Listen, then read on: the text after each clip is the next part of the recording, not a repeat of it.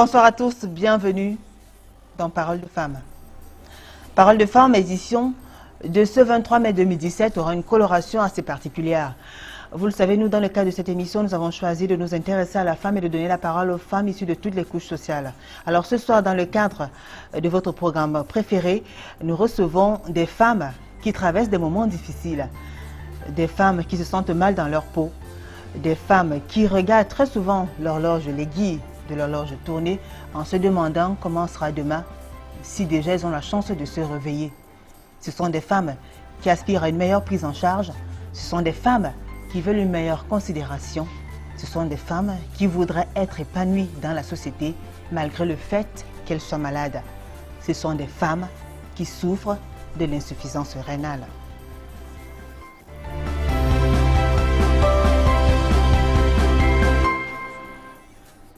Alors ce soir, dans le cadre de Parole de Femmes, nous avons fait un casting assez spécial, je vous l'annonçais tout à l'heure à l'entame de cette émission, et nous allons tout de suite aller droit au but. Je vais commencer par vous présenter les différents panélistes. Nous allons recevoir progressivement d'abord 3 ravissantes dames qui souffrent de l'insuffisance rénale, et dans le cadre de la deuxième partie, nous aurons des personnes qui vivent avec leurs proches malades. Alors ce soir sur ce plateau, je commence par vous présenter ma première invitée. Elle s'appelle Aimée Elvire Zaou. Bonsoir Aimée. Bonsoir Julie. Comment vous allez?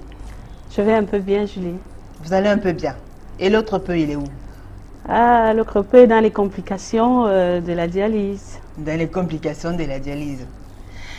Aimée Elvire Zaou, vous êtes étudiante? Oui, je suis étudiante. Vous êtes célibataire, mère d'une petite fille. Oui. Vous habitez le quartier d'Eido. D'Eido, rue Coton. Vous êtes malade? Oui Julie, je suis malade depuis 3 ans. 3 ans et je vais dire 3 mois. Je souffre d'une insuffisance rénale chronique au stade terminal. Ça veut dire que ça va de phase en phase? Bon, ce que le médecin m'a dit, je ne sais pas si ça va de phase en phase, il m'a juste dit insuffisance rénale chronique au stade terminal. Le stade terminal, ça laisse entendre le côté délicat. Délicat et irrémédiable surtout. Donc ça fait 3 ans et demi, bientôt 4 années que vous vivez avec ce mal-là. Effectivement. Très bien. Alors, juste à côté de vous, Aimée, alors nous avons, je crois que c'est la plus jeune invitée de Parole de Femmes. C'est d'ailleurs la première fois qu'on a la chance de revoir une personne aussi jeune. Je vous présente tout de suite Morel Ngueochi. Bonsoir Morel. Bonsoir Tata Julie. Comment vous allez Morel? Comment tu vas? Je vais bien Tata Julie. Alors Morel Ngueochi a tenu à participer à cette émission. Bien sûr, elle a eu l'autorisation parentale. D'ailleurs, il y aura sa tante qui viendra témoigner tout à l'heure dans la deuxième partie. Morel est malade. Ah Morel, Oui Tata. c'est bien Julie. cela. Oui. Alors qu'est-ce que tu as? Je souffre d'une insuffisance rénale chronique depuis 5 ans.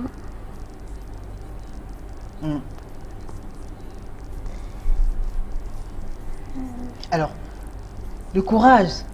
Pourquoi est-ce que tu es venu aujourd'hui? Pourquoi est-ce que tu as tenu à assister à l'émission et à parler? Pourquoi? Tu avais un message particulier à transmettre?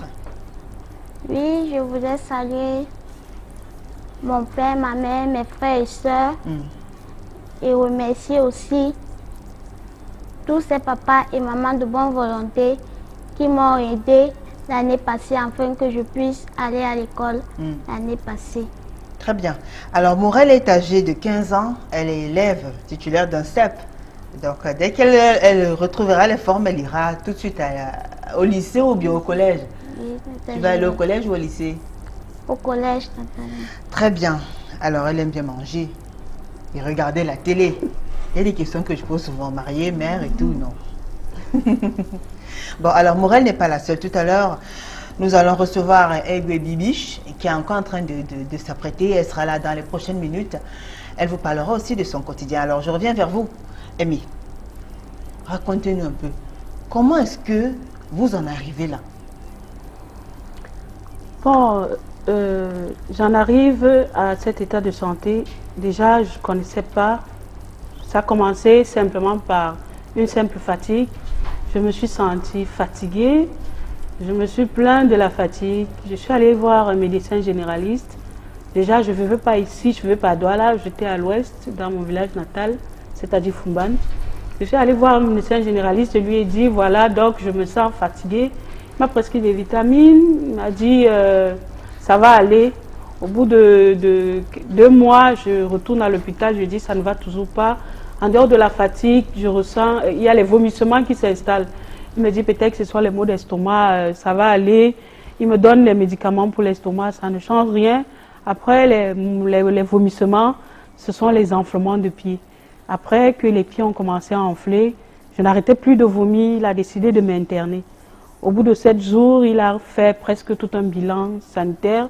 Au bout de 7 jours que j'étais internée, il me déclare, bon voilà, après les examens, je trouve que ton taux d'urée créatinine est très élevé. Il faudrait que tu ailles rapidement voir un spécialiste à Douala ou à Yaoundé, tu vas rencontrer un nephrologue. Voilà comment je me retrouve dans la ville de Douala, où j'ai pris rendez-vous à l'hôpital général de Douala, parce que quand je suis arrivée, on m'a dit que les nephrologues, ce n'était qu'à l'hôpital général. J'ai pris rendez-vous à l'hôpital général et j'y suis allée le plus rapidement possible. C'est au terme de tous ces examens à l'hôpital général qu'on m'annonce que j'ai une insuffisance rénale chronique au stade terminal. Très bien. Alors, nous aurons le temps de parler de votre quotidien tout à l'heure. Melvire, juste le temps de présenter Aiguë Bibiche qui nous a rejoint sur ce plateau. Bonsoir, Aiguë Bibiche. Bonsoir, Julie. Comment vous allez? Je vais pas bien, je suis malade, je suis très malade. Alors, on avait déjà prévenu à nos téléspectateurs que nous allons vous recevoir, nous devrons vous recevoir sur ce plateau. À l'introduction, vous n'étiez pas là. Vous êtes malade? Oui, je suis malade. Oui. Alors, ce ne sont pas de l'insuffisance rénale parce que justement, vous souffrez de cette maladie-là. Oui. Alors, vous aussi, comme Morel, vous avez tenu à participer à l'émission pour nous parler de votre quotidien. Oui, j'ai vraiment tenu à passer à l'émission parce que je ne vis pas bien la maladie. Tant que peut-être que du côté familial aussi, avec certains de mes soignants, mon quotidien n'est plus là, c'est plus pareil quoi.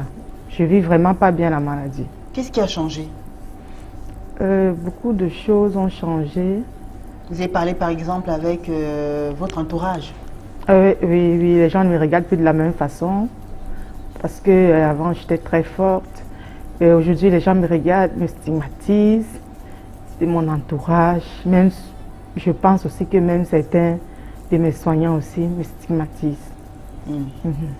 Alors vous êtes restauratrice, vous êtes célibataire, vous êtes mère d'une fille aussi. Oui, je l'étais célibataire, je suis mère d'une petite fille. Alors vous êtes devenue célibataire parce que vous étiez malade? Oui. Ouais. Ça veut dire quoi? Ça veut dire que votre copain, plutôt le père de votre enfant, vous a laissé tomber parce que vous étiez malade? Non, pas lui. Bon, lui c'était déjà passé, mais j'avais une autre personne dans ma vie. Et puis il a dit que quand il a suivi que ma maladie est chronique, ça ne va jamais finir. Il a préféré me laisser. Alors, dans quel état d'esprit êtes-vous depuis que vous êtes malade? Comment est-ce que vous vivez vraiment la maladie? Je la vis trop difficilement. C'est vraiment difficile pour moi. Parce que déjà, je ne me sens pas bien tout le temps, je ne peux plus bien me dépouiller. Il y a des moments où je ne peux pas me lever de mon lit et tout. Je ne la vis pas bien en fait. Et votre entourage, vos frères et sœurs, autres? Et bon, avec mes frères et sœurs, ça va. Ça va, ils essayent tant bien que mal de me venir en aide, ils m'aident souvent, mais la famille, elle agit.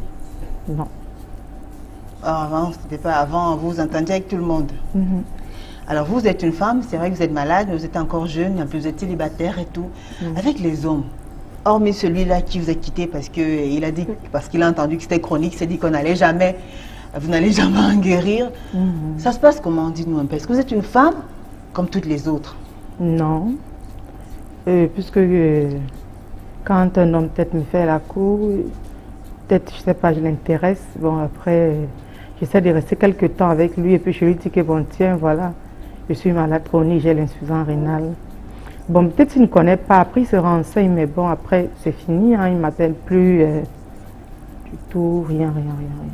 Mais vous le dites de façon naturelle ou alors c'est quand il découvre, peut-être parce que vous allez tout le temps à l'hôpital et tout? Non, je le dis de façon... Vous le dites automatiquement dès que vous rencontrez quelqu'un? Non, je reste d'abord peut-être 1-2 mois. Parce que j'ai des séquelles là, ils me demandent ce que c'est.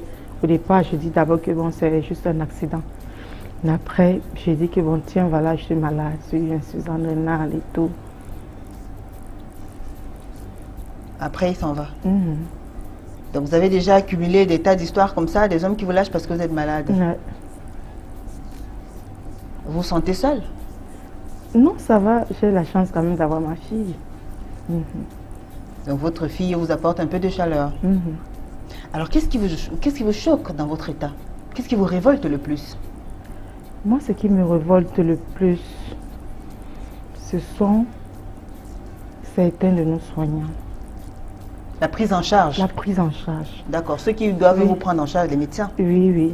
Certains, je ne sais pas pourquoi ils se comportent ainsi. Déjà, vous voyez, je ne peux pas mettre des chaussures parce que là, il y a une crise là, qui se passe actuellement. Ça fait pratiquement 2 semaines que j'allais pas normalement. Mes pieds sont gonflés. Moi, c'est ça qui me révolte, quoi. Moi, je veux que les choses changent, qu'on puisse aussi être à l'aise. Avec déjà notre maladie chronique. Au moins, ça, c'est au moins la moindre des choses. Que nos soignants, nos traitants puissent bien au moins nous traiter, nous donner confiance en nous-mêmes, pas nous stigmatiser, nous dire de faire des trucs, machin. Moi, c'est ça. Est-ce que vous parvenez à travailler? Vous êtes restauratrice, est-ce que vous parvenez toujours à... Non, non, non. C'est plus du tout évident. J'ai essayé encore là, mais j'ai pas pu. Ça veut dire que maintenant vous passez votre temps à faire quoi? À quoi ressemble donc votre quotidien depuis que vous êtes malade? Je suis là comme ça. C'est vrai que j'ai une tante où je vais souvent au marché central, essayer un peu de m'asseoir puisqu'elle vend là-bas, mais je n'arrive pas trop. Je me sens toujours fatiguée. Quand j'y vais, je vais toujours me coucher. Donc j'ai pas de force parce que je suis constamment anémiée, il faut prendre les poches de sang. Et en plus aussi, le fait aussi d'aller à l'hôpital, ça nous prend beaucoup de temps. Parce que quand souvent, les malades comme nous autres, comme nous, qui sommes... bon, je sais pas comment je peux appeler ça. On ne nous regarde pas bien, quoi. Peut-être parce qu'ils ne sont pas riches, ils ne sont pas bien. Quand on arrive là-bas, on passe toute une journée. Hein. Donc tu passes toute une journée. Tu perds une journée. Souvent même, tu restes là jusqu'au lendemain. Ouais. Attendre... Attendre qu'on t'appelle pour que tu puisses dialyser. Oui. Tu gaspilles souvent 1-2 jours comme ça là-bas à l'hôpital général. Souvent même, tu n'as pas la chance, on ne te dialyse pas. Alors donc, depuis que vous ne travaillez pas, vous faites comment pour arrondir vos fins du mois? Alors, ce sont vos proches qui vous aident à subvenir à vos besoins? Ma grande soeur surtout, elle est au Nord Cameroun. À qui je remercie parce que si elle n'était pas là, c'est que je ne serais plus en vie aujourd'hui. D'accord. Bibi, vous avez l'air très fragile. Vous pensez que vous allez terminer cette émission? Non, non, je ne peux pas parce que je suis malade.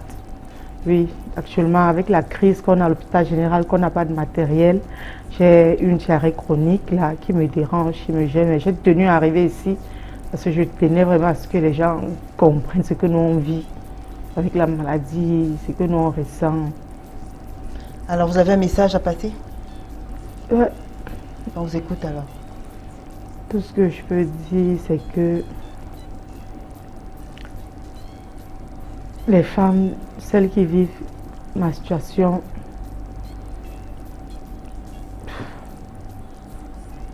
je sais pas ce que je vais dire. Quel est votre vœu le plus cher, Bibi? Mon vœu le plus cher, c'est de guérir, bien sûr. Très bien. Je suis fatiguée de faire les dialyses, tout le temps ça coûte cher. Soit il y a les problèmes techniques, il n'y a pas d'appareil, il n'y a pas de kit. C'était malade, riches, vieux qu'on privilégie. Nous les jeunes, machin, on s'en fout de nous, quoi. Donc tout ce que je veux, c'est que j'ai plus envie de venir à l'hôpital général, suivre les séances de dialyse et tout. Pour moi, c'est embêtant. Vous voulez juste retrouver votre santé? Peut-être. Très bien. Merci, Bibi. pour Merci votre aussi, témoignage. Julie. Beaucoup Merci, de courage. Julie. Merci, Julie. Aimé, alors, on vous a parlé, vous nous avez raconté depuis combien de temps est-ce que vous êtes malade. Et comme Bibiche, on suppose que depuis que vous êtes malade, il y a beaucoup de choses qui ont changé autour de vous. Effectivement, Julie, depuis que je suis malade, il y a beaucoup de choses qui ont changé tout autour de moi. Déjà, je n'ai plus la force que j'avais avant, parce que j'étais une personne très forte avant. Je savais me battre, je savais me débrouiller toute seule pour y arriver. Mais là, maintenant, je suis devenue dépendante des autres. Et parlant de la dépendance, je dis vraiment merci à toute ma grande famille, parce que si ce n'était elle, c'est que je ne sais pas si je suis en vie aujourd'hui. Et vraiment, cette dépendance, c'est cette dépendance qui, moi, me fait le plus mal. La dépendance vis-à-vis de l'hôpital. Tu ne peux pas te déplacer n'importe comment, d'autant plus que tu as 2 séances de dialyse par semaine. Malgré, présentement, on a une rupture, on n'a plus qu'une seule séance de dialyse toutes les semaines, ce qui n'est pas facile à supporter présentement. Donc, il y a ce problème. Moi, j'étais une personne qui aimait voyager, j'aimais m'épanouir, j'aimais me balader un peu partout. Mais aujourd'hui, je ne peux plus faire ça. Voilà d'abord un premier problème. Je ne peux plus me déplacer comme je veux parce que dès que je me déplace, au bout de 2 jours, il faut penser à rentrer rapidement ce doigt-là. Tu dois passer à la séance de dialyse. Il y a aussi le fait d'être dépendant de l'hôpital. Obligatoirement, tu dois être à côté d'un hôpital où il y a un centre de dialyse. Et je veux déjà dire merci au gouvernement camerounais pour cet effort qu'il fait d'avoir mis au moins déjà 8 régions de notre pays ont un centre d'hémodialyse. Le problème maintenant de ces centres d'hémodialyse est la rupture de matériel que nous sommes en train de traverser présentement. Et vraiment, je souhaiterais que cela ne soit plus le cas, que nous puissions aussi vivre comme tout le monde, parce que nous avons droit à la vie. Je dis vraiment, à l'hôpital général de Douala où je me soigne, les soins sont bien, les infirmières font leur travail, ils prennent soin de nous. Moi, je ne trouve aucun inconvénient à ce qu'ils font. Franchement, ils prennent soin de nous. Mais le problème est au niveau de la rupture du matériel. Très bien. Alors, Morel. C'est Julie. Alors, c'est depuis quel âge? C'est depuis 12 ans que j'ai commencé la dialyse d'insuffisance rénale. D'accord. Oui. Alors, comment ça a commencé? Vous vous sentiez comment? Comment est-ce que tu te sentais au début? Au début de la maladie d'insuffisance rénale, bon, là où je vivais avant, on ne savait pas ce que c'était que la maladie d'insuffisance rénale. On ne savait même pas si ça existait. C'est un jour que tout à coup, chaque matin, quand je me réveillais pour aller à l'école, mes yeux se mettaient à enfler, gonfler. Chaque matin, ça partait vers les 9 heures comme ça là. Après quelques semaines, ça ne faisait qu'empirer, empirer. Mes parents croyaient que c'était juste quelque chose d'anémie. On me faisait des remèdes du sang, ça n'allait pas toujours. Jusqu'à une nuit, j'ai chuté. Je n'arrivais pas à bien respirer. Je suis entrée dans le coma. On m'a amenée urgemment à l'hôpital général de Douala. Bon, mon père et ma mère ne savaient pas que j'allais réussir à survivre. Parce que j'avais des perfusions, j'avais tout sur moi. Tout. Ben, on a commencé à s'occuper de toi. Oui. Et aujourd'hui, tu te sens mieux? Je me sens un peu mieux, mais il y a des problèmes, des difficultés qui ne font qu'augmenter depuis que j'ai commencé cette dialyse. Parce que d'abord les pieds, j'ai déjà les pieds, j'ai même des déformations des pieds, des mains, tout. Je ne sais pas ce qui va se passer après. Alors Morel, tu as 15 ans, tu dois avoir des amis et tout ça. Comment est-ce que ça se passe est-ce que tu as des amis? Quand je fréquentais l'année passée, j'avais des camarades, mais cette fois-ci, je ne peux plus. Je n'en ai plus. À l'école, ça se passait comment avec tes camarades de classe? Je ne pouvais pas jouer comme tous les autres. À la pause, je sortais, je restais, je me plaçais à côté, je les regardais jouer. Et c'est tout. Qu'est-ce qui te faisait le plus mal? C'est de voir comment mes camarades s'amusaient, comment ils s'épanouillaient. Et moi, je n'arrivais pas à faire tout cela. Et aujourd'hui, qu'est-ce que tu souhaites? que je souhaite aujourd'hui, c'est de pouvoir guérir afin d'être comme tous les autres enfants et de jouer comme eux. Et tu crois que tu n'es pas comme tous les autres enfants? Non, Pourquoi? je ne peux pas courir, je ne peux pas marcher bien, rien. Non, je peux pas. Très bien. Alors, nous avons sur ce plateau Dorcas Bassoklok. Bonsoir Dorcas. Bonsoir Julie. Alors, vous n'êtes pas malade? Oui, oui. Vous êtes à l'antenne, là, on a vu ce que vous avez fait. Oui. Vous le saviez? Vous Non, n'êtes ça pas va. malade, mais Oui. votre mari est Oui. malade. Oui. Il souffre de l'insuffisance rénale. Mhm. Nous lui disons bonsoir déjà, parce que c'est un homme assez vaillant. Bonsoir, monsieur Bassoklok. Alors, nous avons votre femme sur ce plateau-là. Vous êtes assise juste à côté de moi, elle, une jeune petite fille qui souffre de la même maladie que votre mari. Alors, vous, ça fait combien de temps déjà que vous êtes là à vivre les souffrances de votre mari au quotidien? Je vous dis déjà merci. Il y a 8 ans que mon mari a su que c'est l'insuffisance rénale. Mais il est hypertendu depuis une trentaine d'années. Donc jusque-là, on a toujours soigné l'hypertension. Mais le taux était très élevé, mais toujours bien suivi. Mais on n'avait jamais su que c'était d'origine rénale.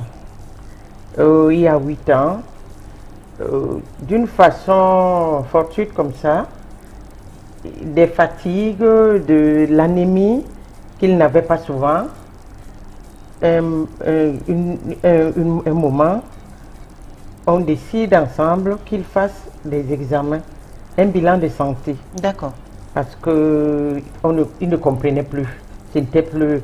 Le taux était. Enfin, quand on prenait sa tension, c'était tellement élevé que c'était anormal. Il a dû un jour se faire interner à la cantine, à une urgence où il était à 26, où il devait être au coma. D'accord. Et c'est au vu de ça qu'on a commencé à s'inquiéter, que ce n'était pas une simple hypertension. Et il s'est levé un matin, il a dit non, je vais aller voir, je vais aller faire les examens sans passer par un médecin. Quand il fait ses examens, on constate qu'il a les paramètres qui prouvent qu'il a un problème au niveau des reins. D'accord. Bon, je me rappelle ce soir-là que je ne pourrai jamais oublier.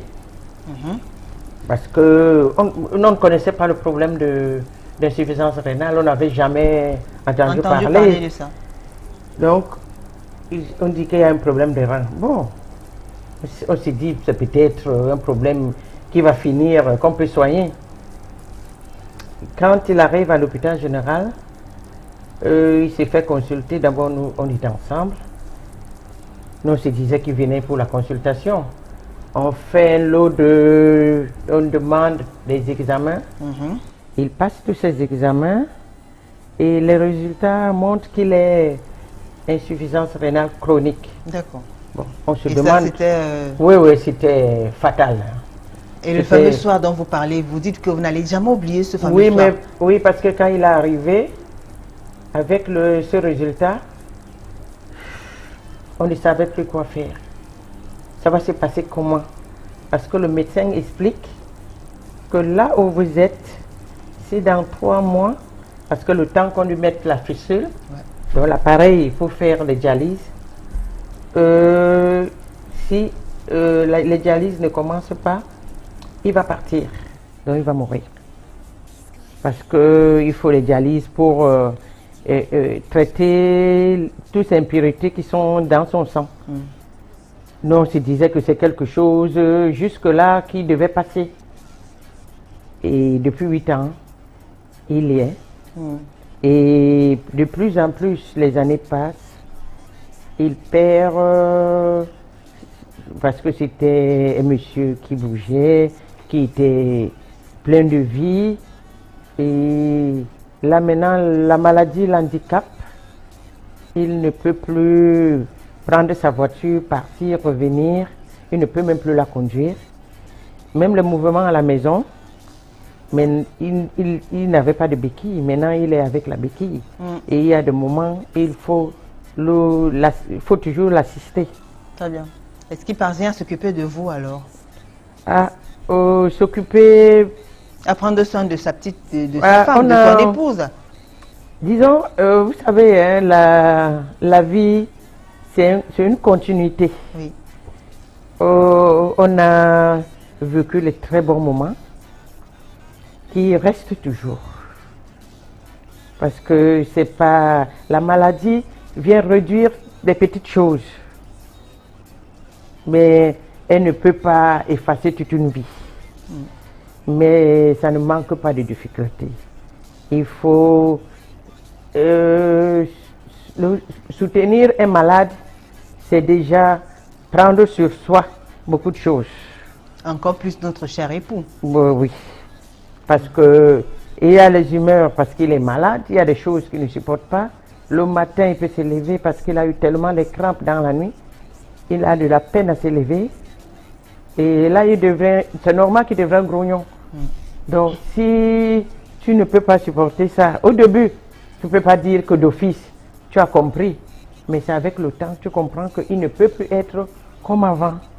Et malgré qu'il fasse des efforts pour être toujours à sa place d'homme, parce qu'il l'est toujours, parce que toutes les décisions, on les prend toujours ensemble. Il a commencé à être malade pendant que tous nos enfants étaient encore tous à l'école, d'autres au collège, d'autres à l'université. On a pu quand même sortir d'eux. Deux autres sont à l'université. Et nous sommes toujours ensemble à gérer notre vie. Très bien. Alors, peut-être dans son cas, elle est restée avec son mari bien qu'étant malade.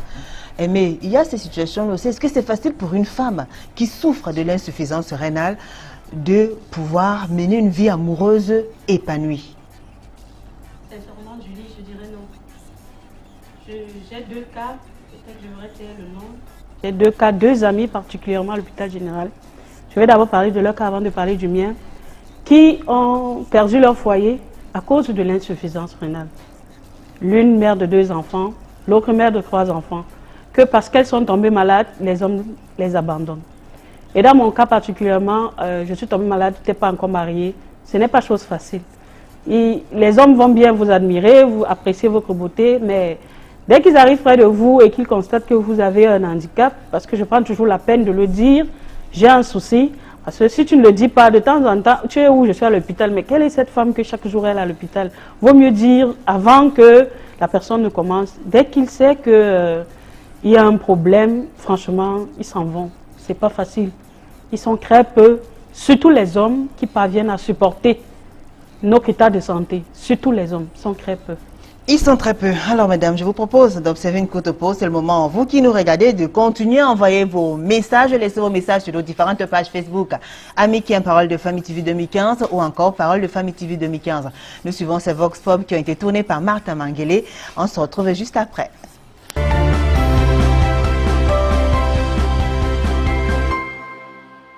L'insuffisance rénale, ce sont seuls ceux qui sont nantis qui peuvent être rendus parce que les reins ne libèrent plus. On arrive donc à avoir d'abord la fatigue du corps, la respiration n'est plus normale. Pour ceux qui ne sont pas nantis, ce n'est que la mort, parce que rien à faire. J'essaie déjà de partager la peine et les moments difficiles qui sont en train de passer, la peine qu'ils éprouvent pour s'en sortir de cette maladie qui non seulement nécessite beaucoup de moyens et aussi une bonne alimentation. Bon, je fais aussi appel au gouvernement d'essayer un peu de voir dans ce sens-là pour prendre en charge les personnes atteintes de ces maladies. Un enfant qui grandit normalement et qui ne fait pas pipi et à un certain moment il ne pisse pas. Mais c'est quelque chose que c'est quelqu'un qui consomme et qui ne fait pas pipi. Le corps doit seulement enfuir La dialyse même, c'est beaucoup d'argent. C'est pour ça que beaucoup de personnes se tournent maintenant dans les prières. Tu manges et tu bois tous les jours, c'est pas bien de manger et boire et de ne pas rejeter le déchet. Ça me fait vraiment mal de comprendre qu'une personne peut faire une semaine ou peut-être même seulement 3 jours sans faire tout, sans faire ses besoins. Déjà fait 2 jours sans faire les selles, sans faire ses besoins. Nous sommes d'abord mal à l'aise. Combien de fois celui qui fait 1 à 2 semaines sans se mettre à l'aise? Mais quand c'est insuffisant rénal, c'est un truc qu'il faut aller à l'hôpital. Si tu n'as pas assez d'argent pour le faire, tu vas mourir. Et ce qui va te tuer, c'est le stress. Même pas la maladie là même, c'est le stress qui va te tuer. Et moi, c'est M. Ndieb Laurent, dialysé à l'hôpital général. Franchement, monsieur le directeur, quand vous dites que nous allons dialyser 1 fois par semaine, est-ce que vous-même, en tant qu'un homme, vous pouvez faire 1 semaine avant de faire pipi? Franchement, monsieur le directeur, essayez de trouver une solution à notre problème. Actuellement, je suis un benzineur. Actuellement, je ne peux même pas travailler. Donc, je risque peut-être mercredi ne même pas avoir la hand de la dialyse parce que je n'ai plus les forces pour travailler. Je suis les pieds gonflés, je suis déjà presque étouffé parce que je n'ai pas dialysé. Déjà, je n'avais jamais entendu parler de l'insuffisance. S'il vous plaît. Je n'avais jamais entendu parler de l'insuffisance rénale avant de me retrouver dedans. Quand j'ai appris que j'étais un insuffisant rénal chronique, bon, je me suis retrouvé en dialyse rapidement. Donc, ça veut dire qu'on m'a expliqué que désormais, pour me maintenir en vie, il fallait qu'on filtre mon sang. Donc, mon rein ne fonctionnait plus. Normalement, il n'y avait plus les calculs rénaux. Que désormais, c'est seulement par la dialyse qu'on allait essayer de filtrer les déchets que normalement, on devait éliminer par l'urine. Et c'est ce qu'un être humain normal fait, au moins normalement 3 fois par jour ou 4 fois, pour épurer les déchets qui sont nés de sa consommation.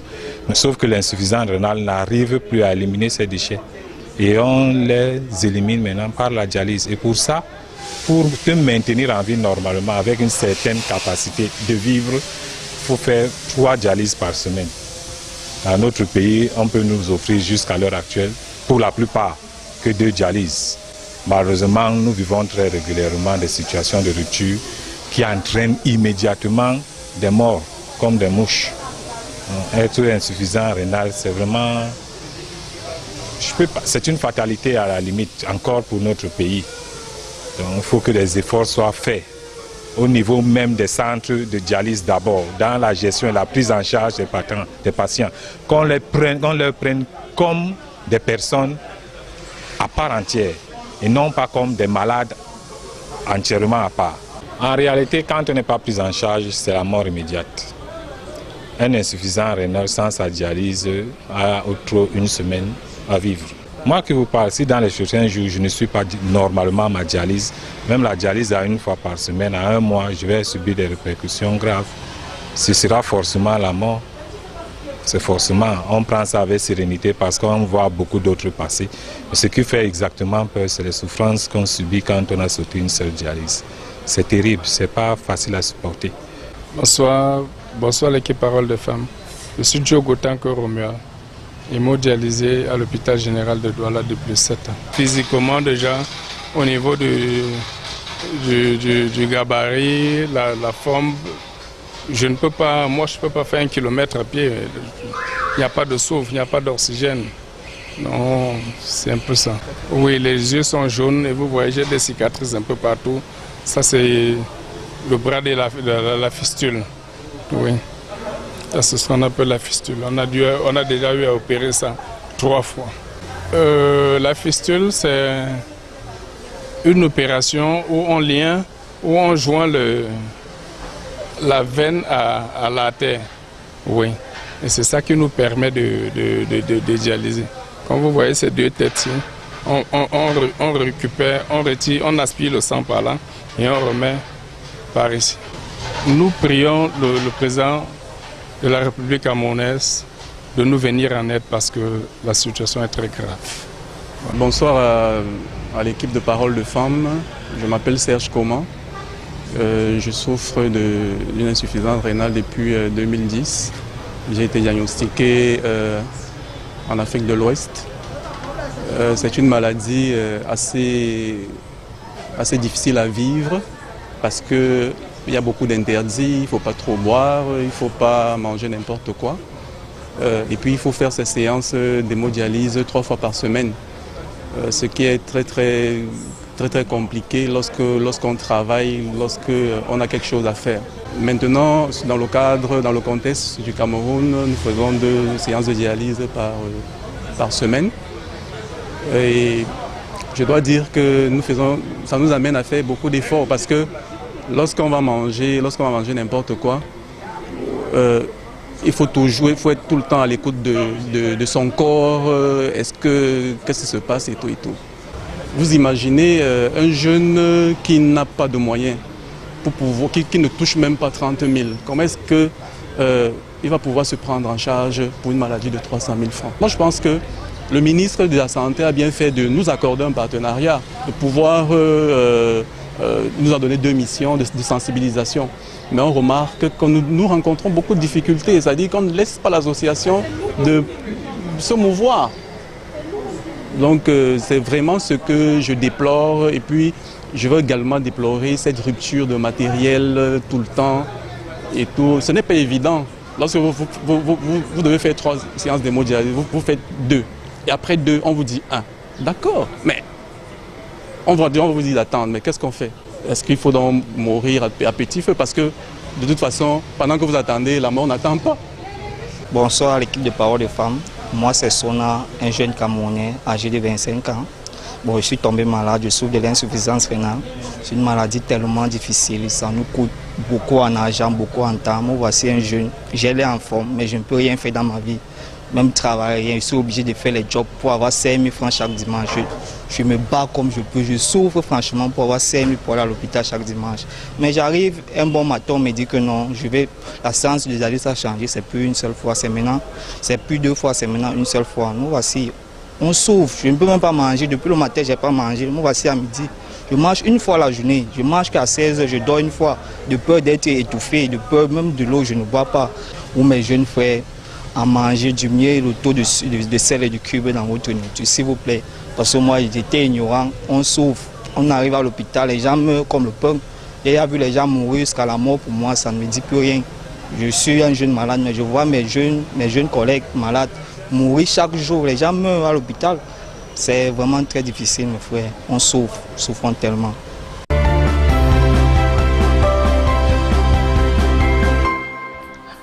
De retour sur le plateau de Parole de Femmes, et vous l'avez compris, pour vous qui nous rejoignez dès cet instant, ce soir dans le cadre de Parole de Femmes, nous avons choisi de nous intéresser au quotidien des personnes qui souffrent de l'insuffisance rénale. Et nous avons sur ce plateau des malades et aussi des proches des personnes malades. Alors j'accueille également Caldaise Nyokam sur ce plateau. Elle est la tante de Morel. Bonsoir Caldaise. Bonsoir Julie. Bienvenue à vous. Merci. Vous allez bien?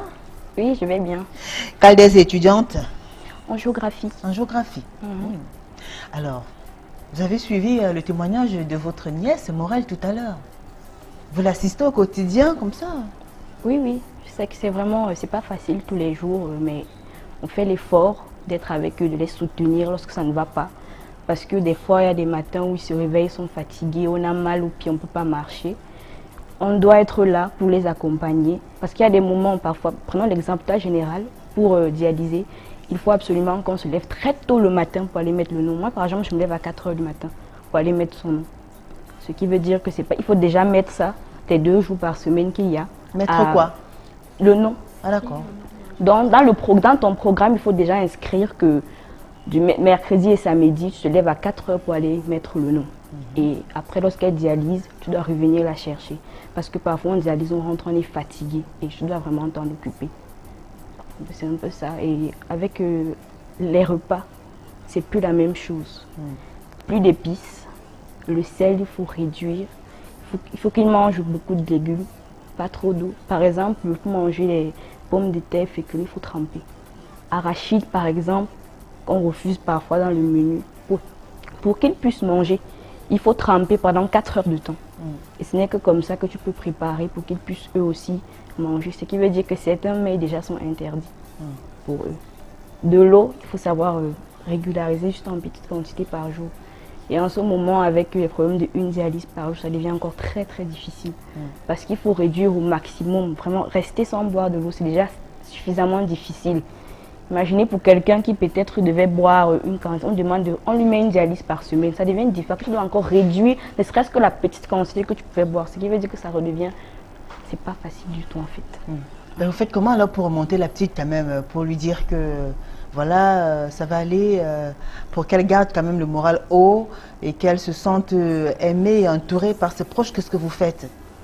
Bon, en fait, j'essaie de passer le plus de temps possible avec elle. En fait, de bavarder avec elle, de la faire rire, changer un peu les idées. Bon, que je sais qu'elle aime bien regarder les séries, ce qui veut dire qu'on le regarde souvent ensemble quand j'ai du temps. Oui, on discute un peu, ça permet de changer, de ne plus penser seulement au fait qu'elle soit malade. Vous savez, c'est difficile de ne pas pouvoir vivre comme les autres jeunes filles de son âge, sortir, faire un peu... En fait, s'amuser quoi, c'est pas... Et vous alors, regardez votre nièce dans cet état? Pour moi, c'est très difficile, c'est pas facile. Parce qu'on a découvert cette maladie vraiment...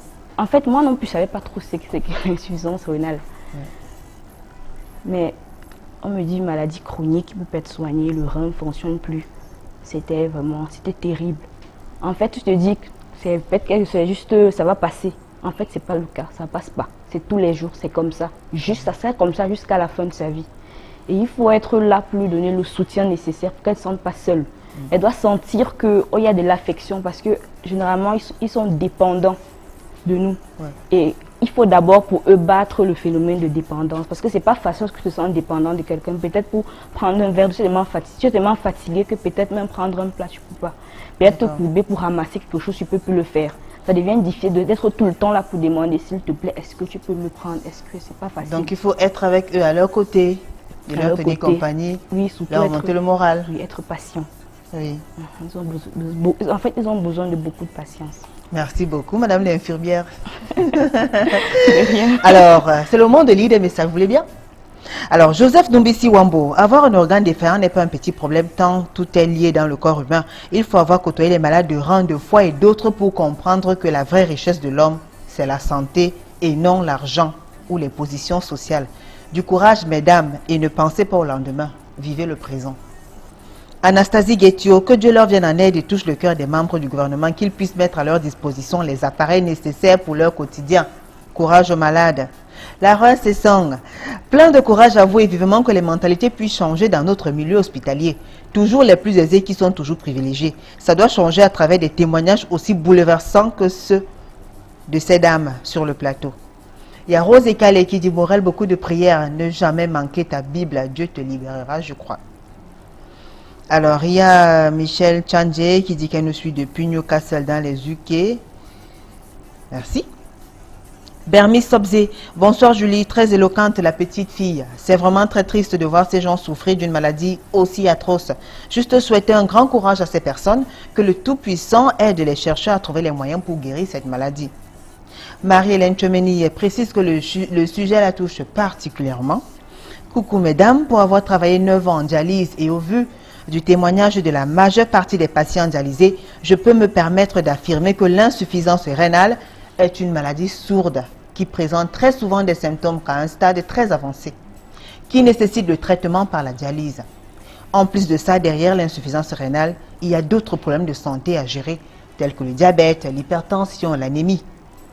À travers Julie, je resterai à l'écoute de vos sollicitudes. Bon courage pour la suite. Merci.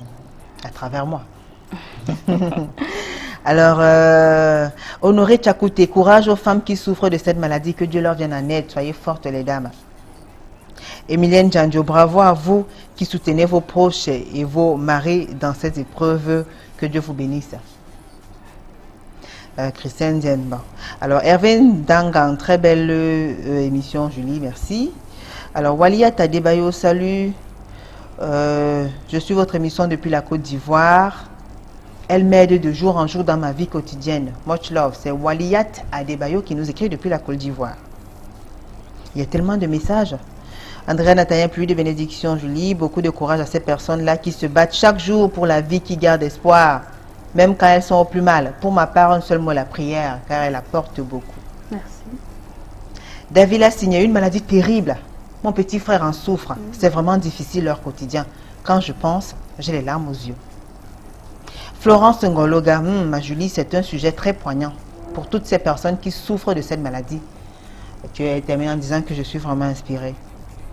Il y a beaucoup de messages. Beaucoup de messages. Alors, Aimée, vous voudrez quand même vivre l'amour. Effectivement, Julie.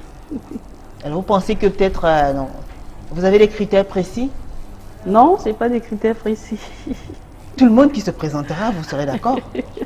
Surtout celui-là qui acceptera de supporter mon état de santé. Oui. Surtout celui-là qui acceptera de supporter votre état de santé. Et alors, vous êtes quel genre de mère avec votre fille? Attentive, à l'écoute. Déjà, elle me soutient et elle me supporte beaucoup. On est très complices. Vous lui avez parlé de votre maladie? Oui, elle connaît ma maladie et pour ça, elle a décidé de faire médecine pour me soigner. Ah, très bien. Alors, bonsoir, c'est Odile. Écoutez, il y a tellement de messages. On va faire les efforts de lire quelques-uns. Alors, bonsoir, c'est Odile. Je m'adresse particulièrement aux deux malades. C'est vrai, cette maladie constitue un frein. Mais il ne faut pas surtout perdre espoir. Dieu est avec vous, il voit vos souffrances. Ne vous souciez pas des humeurs des autres. Les hommes, c'est après la santé d'abord. Du courage, mes sœurs. Merci. Bonsoir, c'est vraiment impensable qu'une situation comme celle-ci arrive. Nous demandons la démission immédiate. Non. Écoutez, alors, il dit qu'il est hémodialysé de Douala. Alors, bonsoir panélistes, je souhaite bon courage à tous ceux qui souffrent d'insuffisance rénale. Et je fais un gros coucou à Elvin Zaou, Adamou Penkwa depuis Fumba, dis donc. Wow. Il y a déjà Adamou qui vous fait un coucou. Merci Adamou.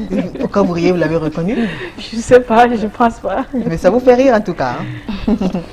Bonsoir Julie, c'est douloureux de voir tout ça. Demande à la femme non malade si son époux entretient encore les rapports avec elle. Fouda de Japoma. C'est pas moi qui écris. Je fais que lire. Ah bon? Il est assez direct, hein, le monsieur Fouda de Japoma. Mais il croit que les rapports, c'est quoi? L'amour ne s'arrête pas au sexe seulement. Voilà. Ouais. Et dans votre cas, mais vous avez toujours des rapports intimes avec Oui, ça arrive. Ça arrive souvent. Vous parvenez quand même à avoir la forme qu'il faut Pas toujours. Pas toujours. C'est pas facile. Bon, mais on fait avec le peu de forme qu'on a.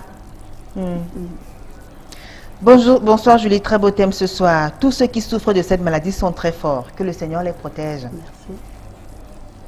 Bonsoir les dames, vraiment une prière pour la suivi de votre traitement. Gaëlle de Neubel, bonne guérison. Soyez fortes les dames, chacun de nous a sa part de croix.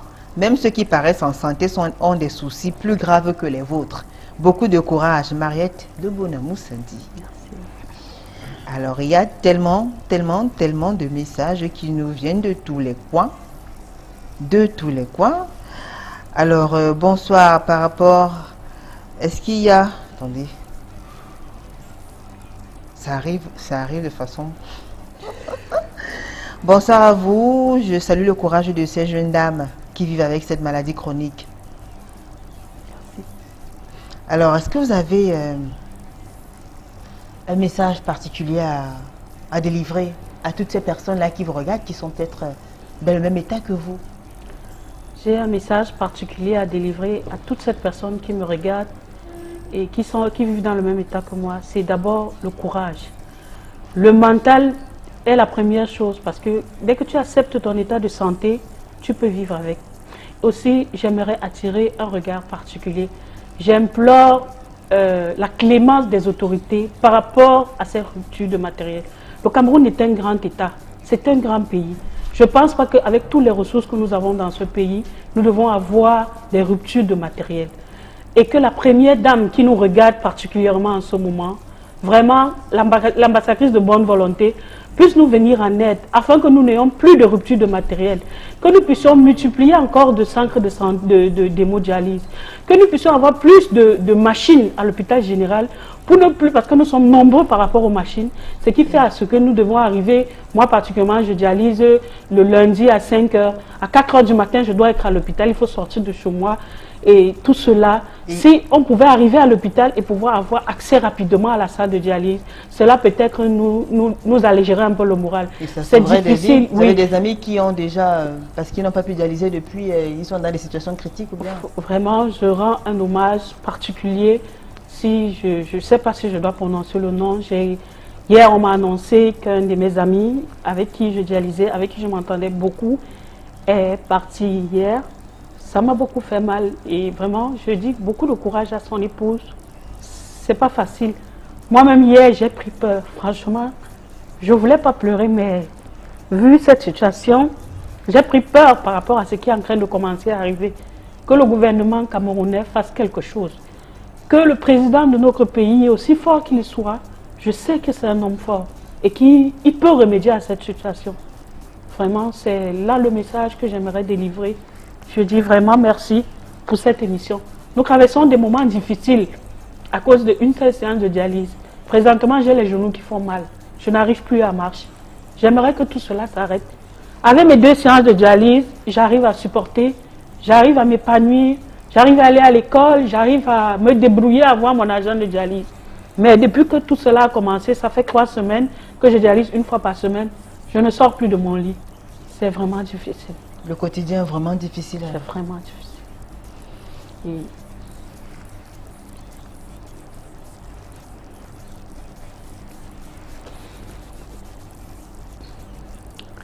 Nous avons aussi droit à la vie. Nous sommes des personnes à part entière. Nous aimerons vivre. L'espérance de vie en Europe avec l'insuffisance rénale est de 45 ans.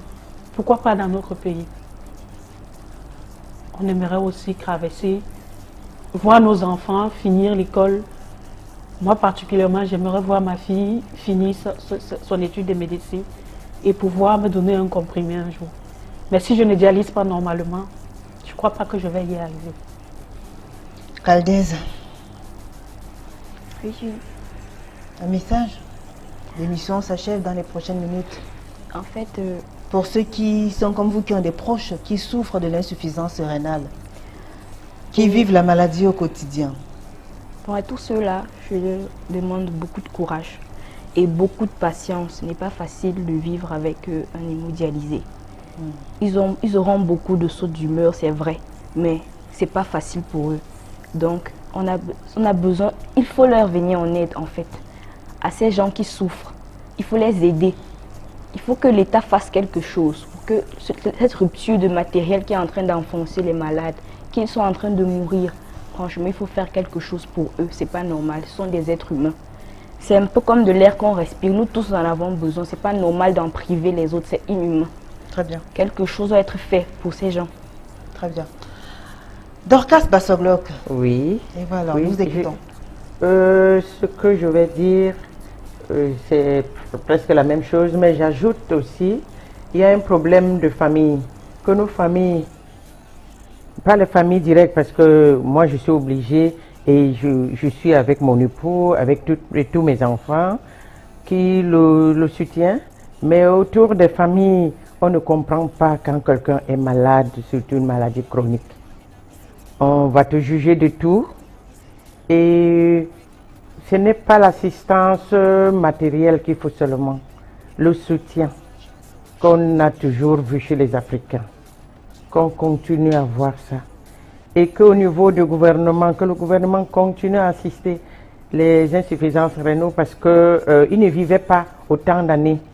Et aussi qu'on essaye d'éduquer beaucoup de personnes comment vivre pour ne pas attraper cette maladie.